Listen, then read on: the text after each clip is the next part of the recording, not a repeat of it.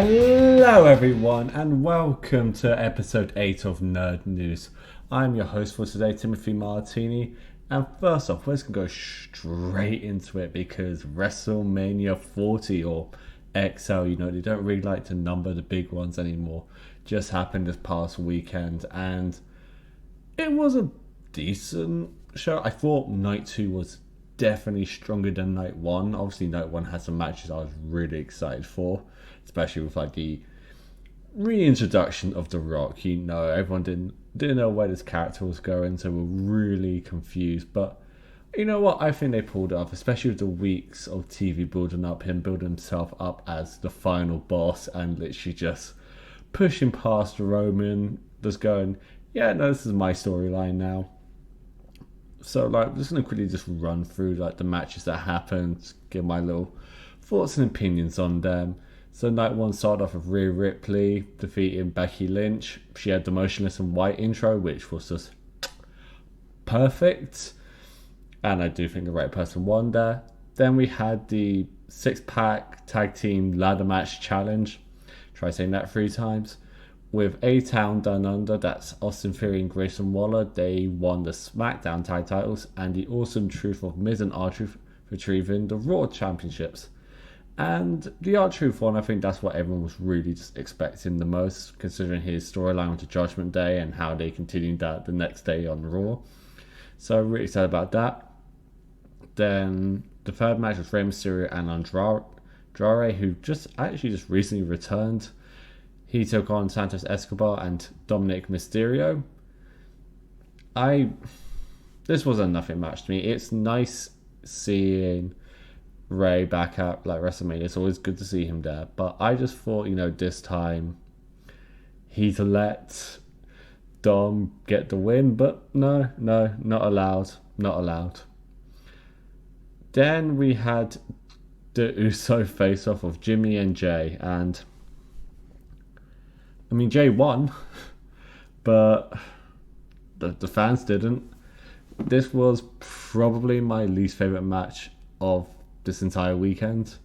It was everything I don't like in a typical WWE storyline over wrestling match, and yeah, it just really wasn't interesting. There was 15 super kicks in the match, and if you're going to complain about a Young Bucks match having lots of super kicks in it, you have to complain about this, and I think this was just horrendous. Then we had the debut, in her WrestleMania debut, we had Jade Cargill teaming with Bianca Belair and Naomi against the team with Damage Control, which was Dakota Kai, Asuka, and Kairi Sane. This was just a showcase for Jade, right? We kind of knew Damage Control was taking the loss and Jade was going to, give the pin. And for WrestleMania debut, couldn't we ask for more aside from winning the title in her first match? Really, it was just there. It was serviceable. Then we had Sami Zayn taking on Gunther for the IC title. This was probably my match of the night. I think this was a match that I know a lot of people weren't excited for. When Sami won, everyone's a bit upset because we all wanted Chad Gable to have one more shot. But I don't know. I was interested. I was really interested. And this was probably one of Sami's best matches, in a really long time. And I think he was the perfect person to defeat Gunther. Yes, I know a lot of people said Chad Gable, especially with what happened with the whole storyline, making Chad's daughter cry. But Sami has always been the ultimate babyface. And I think having Sami be the one to defeat Gunther's 666-day IC title reign was right. And also he did the top rope brainbuster, which was just great to see. And yeah, I wonder what the future now holds for Gunther. I do think he's just going to go straight after the Universal title now. I think it makes the most sense because you can't keep him in the mid card anymore. You need to elevate him as he elevated that belt. Then we had the main event of the Bloodline, which is The Rock and Roman Reigns taking on Cody Rhodes and Seth freaking Rollins. with the stipulation that if Cody loses, it will be Bloodline rules for the main event of night 2. I did not enjoy this main event. That is my controversial opinion. I knew what this was going to be. It was going to be very pantomime-y, Rock pointing, going, I'm going to beat you, blah, blah, blah. And I knew what the result was going to be. I knew it was inevitable that they were going to set up Bloodline rules for night 2 because, they had to make the match for night 2 seem bigger. And I guess once I realised was that, I just wasn't feeling it, and it was... Yeah, it just felt very slow. Like, I can't really explain it. I just didn't connect with this match. But the Bloodline beat Cody and Seth, so then night 2, it was going to be Bloodline rules. So going into night 2, we opened up with Drew McIntyre taking on Seth freaking Rollins for the World Heavyweight Championship. Who would have thought this is where we were going to end up? Because it was meant to be Punk versus Rollins, but Punk obviously got injured at the Rumble, so they course corrected and gave Drew this shot. And Drew has been doing some of his best stuff with the Certified Hater of the Year. And it peaked because you had Punk on commentary, which added a lot to it, especially like hearing Punk on commentary, like just having fun with it. And Drew just mouthing off to Punk the entire match.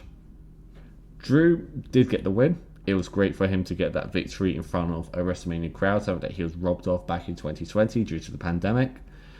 But then he obviously let his pride, just take over. He just couldn't stop showboating to Punk. Punk beat him down. And then, who else wanted to capitalize on this moment? Of course, Damian Priest. Senor Money in the Bank sprints down, cashes in, and became the new World Heavyweight Champion. So the Judgment Day may have lost their tag titles, but they still have the Women's World Championship and now the Raw. Not even the Raw. They don't call it that anymore. The World Championship. And I'm happy with this. I am excited to see what they do with Damian Priest. I think he is a good wrestler, and he was being clowned on for never cashing in. So I hope they give him something. I hope they give him a good title reign, because I would be really disappointed if they built him up for all this time just to do nothing. Then we had the pride of Bobby Lashley, Angelo Dawkins, and Montez Ford versus the final testament of Karrion Kross, Akam, and Razor, otherwise known as the Authors of Pain. And we have Bubba Ray Dudley as a special guest referee because Philadelphia, ECW. Yeah, it's a plunder match. It was fine. I can't really comment on this match. It was really big things that happened, but it was a good, fun match. Then we had LA Knight versus AJ Styles, which, considering where LA Knight was last year for WrestleMania, where he didn't even have a match, see him have a match with one of the best wrestlers in the world was good, and to have a good match is even better. Yeah, just a fun, entertaining match. The right person won in LA Knight. Again, can't complain. Then we had the triple threat of Logan Paul versus Kevin Owens versus Randy Orton for the United States Championship. I love this match. I have been enjoying Logan Paul in WWE. I think he's been doing a fantastic job of knowing how the crowd responds to him and just playing up to that. And, good on him for getting a Prime endorsement. That Prime logo was right in the center of the ring for WrestleMania. And it was a fun match, good spots. ISHO Speed came up, took a hell of an RKO from Orton. I think, really fun match.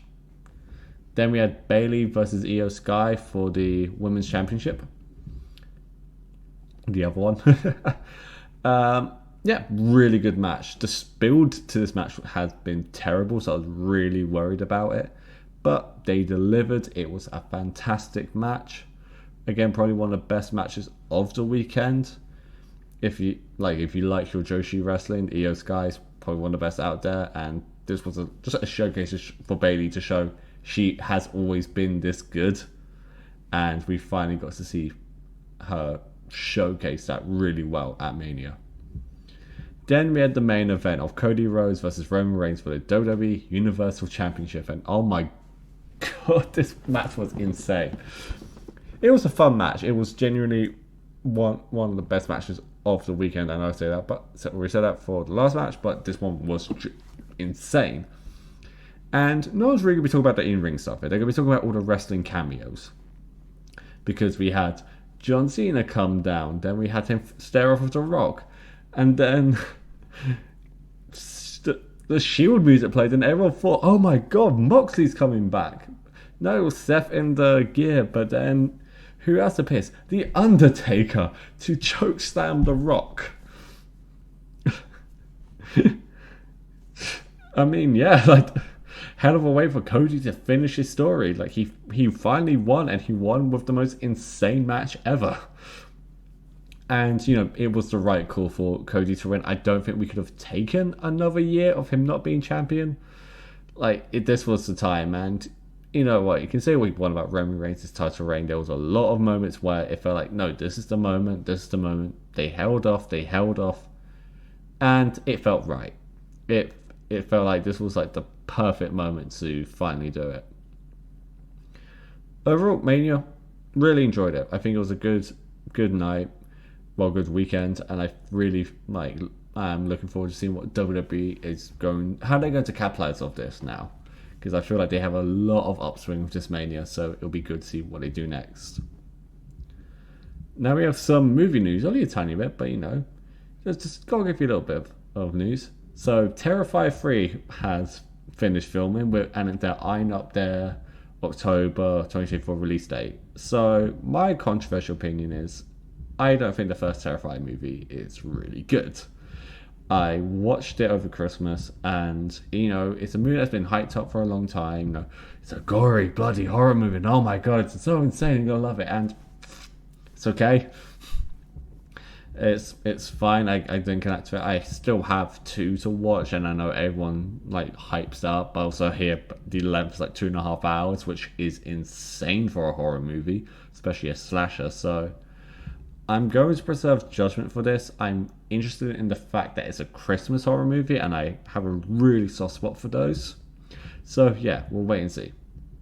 And then Zack Snyder is back in the news because Rebel Moon Part 2 is coming out next week.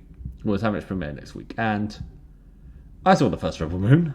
I saw it in cinema actually on 70mm film, and it's a really boring movie. It's a Seven Samurai ripoff that doesn't understand that Seven Samurai is about the characters. So he writes his characters really poorly. Makes sense.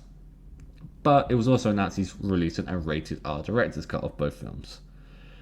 He decided to add to this and say that both versions of his director's cut exist in a different universe to the theatrical cuts. It doesn't make sense. Look, I know he's trying to generate hype for his movies by doing what happened with his Justice League. It isn't working. No one is excited about a director's cut. And to me, to go, yeah, watch this movie. No, you just watched the crap version. Actually watch the good version of my movie. But no, it doesn't matter, because that's in an alternate universe of what you just watched. So really, who cares?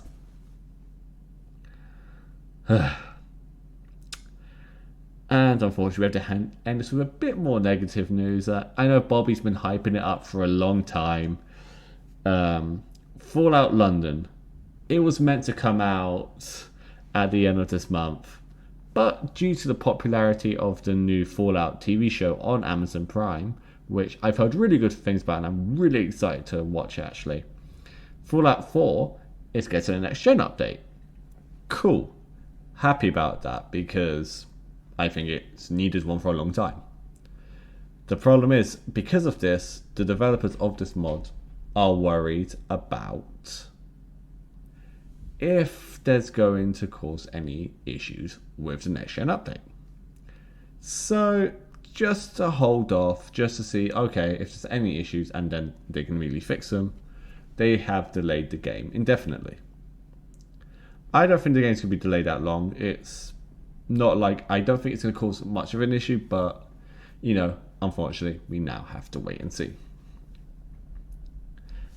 And that has been all from me. If you want to follow me on my socials, you can follow me there. I am the Tim Martini. You can follow us at CC Society Pods, wherever our stuff is. I'm still not used to using the webcam. And yeah, I've been Tim Martini, and I'll see you guys next time.